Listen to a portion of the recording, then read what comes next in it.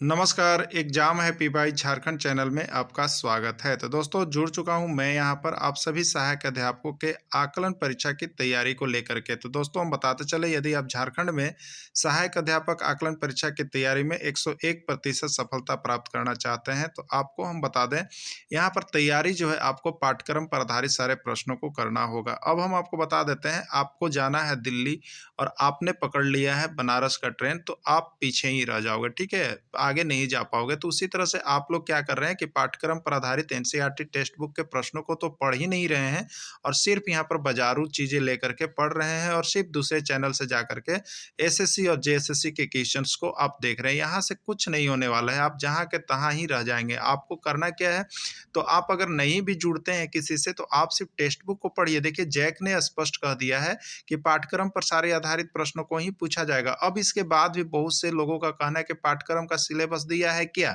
तो पाठ्यक्रम का सिलेबस है, जैक की किताब बनी हुई है, जैक ने ही किताब को दिया है। तो आपको पाठ्यक्रम देखना है तो आप सही ट्रेन को पकड़ें, सही जगह पर जाएं और सही रणनीति में सही समय पर तैयारी करें, नहीं तो सब कुछ धरा के धरा रह जाएगा। तो आपको हम बता देते हैं यहाँ पर इस चैनल पर यदि आप जुड़ते हैं तो आपको सब कुछ मिल रहा है वही जो जैक मॉडल पर आधारित है। तो आपको सिर्फ और सिर्फ 501 रुपए में जुड़ करके आप यहाँ पर सारे पाठ्यक्रम पर आधारित प्रश्नों को देख सकते हैं और जैक मॉडल पर आधारित प्रश्नों को देख सकते हैं जो कि कहीं भी किसी भी और किसी भी चैनल पर यह उपस्थित नहीं है। अब आपकी बारी है कि आप क्या डिसाइड करते हैं। अगर डिसाइड करते हैं तो अभी हमारे मोबाइल नंबर पर संपर्क कीजिए और यहाँ पर जुड़ जाइए जिससे कि आपको किसी भी प्रकार का धोखा ना हो और आप यहाँ पर आकलन परीक्षा में पास करके एक दिन अस्थायी शिक्षक बन सके। बंधु हम आपके लिए फिर एक और नए नोट्स पीडीएफ को लेकर के आए हुए हैं जो होगा क्लास 6 एक्सरसाइज 9 और इतिहास। तो आपको बता दें जैक ने यह स्पष्ट घोषणा कर दिया है कि आपके जो भी एग्जाम होने वाले हैं वो जैक मॉडल पाठ्यक्रम पर होने वाले हैं, इसलिए आप जो है यहाँ पर सारे प्रश्नों को एक बार जरूर देख लीजिएगा जो कि जैक मॉडल पर बनाए गए हैं। और यह सारा प्रश्न आपका कहाँ का है, तो सारा प्रश्न आपके टेक्स्ट बुक का है और टेक्स्ट बुक पर ही आने वाला है। अगर केवल हिस्ट्री का नोट्स आपको चाहिए तो सिर्फ 30 रुपये में हिस्ट्री का नोट्स यहाँ से परचेज कर लेंगे आपको, जो कि यहाँ पर 6, 7, 8 जो आपका सामाजिक विज्ञान है वो उसका सारा नोट्स बन करके तैयार हो गया है। तो आप अभी कभी जुड़ करके यहाँ पर हिस्ट्री के नोट्स को देख लेंगे एक बार जरूर से जरूर। तो चले दिया हुआ है सैन्य सभ्यता की मोहरें अधिकांशतः किसकी बनी होती थी, सेल खड़ी की, कांचली मिट्टी की, गोमेद की या चाट पत्थर का किसका बना हुआ था।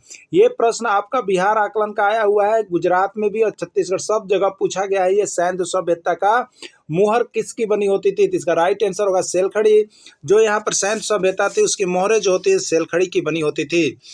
आहत सिक्के किसको समझा जाता था, आहत सिक्के के नाम से किसको जाना जाता है, सबसे महंगा सिक्का को, सबसे प्राचीन सिक्का को, सबसे महानतम सिक्का या सबसे पुराने सिक्के को किसको माना जाता है, आहत सिक्का। ठीक है, तो देखिए यहाँ पर इसका राइट आंसर हो जाएगा, देखिए सबसे जो प्राचीन सिक्का था ना, जो सबसे प्राचीन सिक्का था, जो सबसे पुराना सिक्का था उसी का नाम है देखिए आहत सिक्का और उसी को कहा जाता है आहत सिक्का।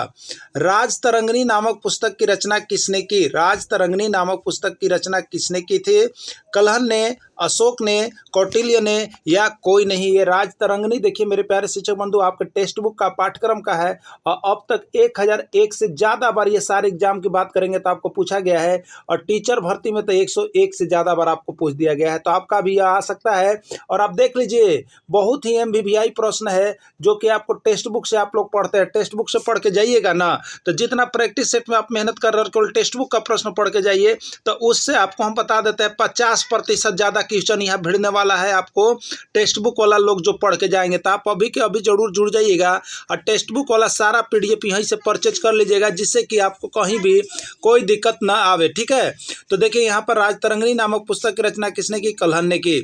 राजतरंगिणी पुस्तक में किस जगह का वर्णन मिलता है, यह भी प्रश्न पूछा गया है, पाकिस्तान का, पश्चिम बंगाल का, कश्मीर का या कोई नहीं। ठीक है, तो राजतरंगिणी नामक पुस्तक कलहन के द्वारा लिखा गया है और कलहन ने जो इस पुस्तक पर लिखा है उसमें कश्मीर का वर्णन किया गया है। एकदम याद रखिएगा, राजतरंगिणी कलहन के द्वारा लिखा गया है और उसमें कश्मीर का वर्णन किया गया है। क से कलहन और क से कश्मीर यानी कलहन ने कश्मीर का वर्णन किया है। कश्मीर पर किसने विजय प्राप्त किया? कनिष्क ने, हर्षवर्धन ने, अशोक ने या कोई नहीं? तो देखिए कश्मीर पर जो विजय प्राप्त किया था वो आपका यहाँ पर देखिए कनिष्क है। कुषाण शासक कनिष्क ने कश्मीर पर सबसे पहले विजय प्राप्त किया। कनिष्क ने कनिष्कपुर नगर कहाँ बसाया था? कनिष्क जो था उसने कनिष्कपुर नगर बसाया, वो कहाँ बसाया था? कश्मीर में, कनौज में, उज्जैन में या हुबली में? कहाँ पर बसाया? तो कनिष्क ने जो कनिष्कपुर नगर बसाया वो आपका देखिए यहाँ पर कश्मीर में बसाया था। ये भी प्रश्न बहुत ही भैया ये बार बार पूछा जाता है, अब बहुत लोग नहीं बना पाते। तो बस टेक्स्ट बुक देखिए, चाहे आप जौने कौन एग्जाम दे रहे होंगे सब में यहाँ पर टेक्स्ट बुक का आवश्यकता है। एनसीईआरटी टेक्स्ट बुक को पढ़ लीजिए। अगला है, भारतीय उपमहाद्वीप में लोहे के प्रयोग की शुरुआत लगभग कितने वर्ष पूर्व हुई थी? 3000 ईस्वी पूर्व, 2000 ईस्वी पूर्व, 3000 वर्ष और 1000 ईस्वी पूर्व। ठीक है, तो देखिए इसका राइट आंसर यहाँ पर 1000 ईस्वी पूर्व जो है भारतीय उपमहाद्वीप में लोहे के प्रयोग की शुरुआत की गई थी। तो अब हमको बता दें, यदि टेक्स्ट बुक पर आधारित सारे नोट्स और PDF आपको सभी सब्जेक्ट के चाहिए तो सभी सब्जेक्ट का आपको बन गया है। और सब सब्जेक्ट यहाँ पर खरीद करके एक बार जरूर पढ़ लीजिएगा। सब सब्जेक्ट के यहाँ पर प्रत्येक सब्जेक्ट की कीमत 30 रुपये आप लोगों के लिए लगा दिया गया है। तो जल्दी जल्दी जुड़ेंगे। अब मोबाइल नंबर दिया हुआ है, मोबाइल नंबर से एक बार देख लीजिएगा और जरूर कॉल कर लीजिएगा। वीडियो के अंत तक जुड़े रहे, इसके लिए आप सभी को बहुत बहुत धन्यवाद।